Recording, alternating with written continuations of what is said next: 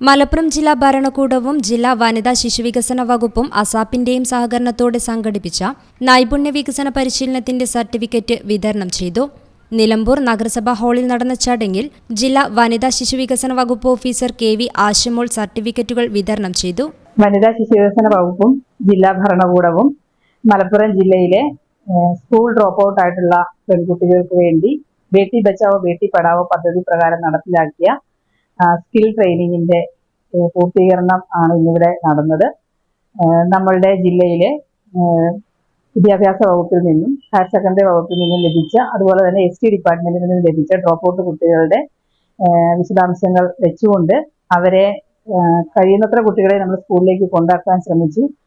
പാതിവഴിയിൽ വിദ്യാഭ്യാസം ഉപേക്ഷിക്കേണ്ടി വന്ന ആദിവാസി പെൺകുട്ടികൾക്ക് ബേട്ടി ബച്ചാവോ ബേട്ടി പഠാവോ പദ്ധതിയിൽ ഉൾപ്പെടുത്തി ടൈലറിംഗ് അസിസ്റ്റന്റ്, ബ്യൂട്ടി തെറാപ്പിസ്റ്റ് എന്നീ കോഴ്സുകളിലാണ് പരിശീലനം നൽകിയത്.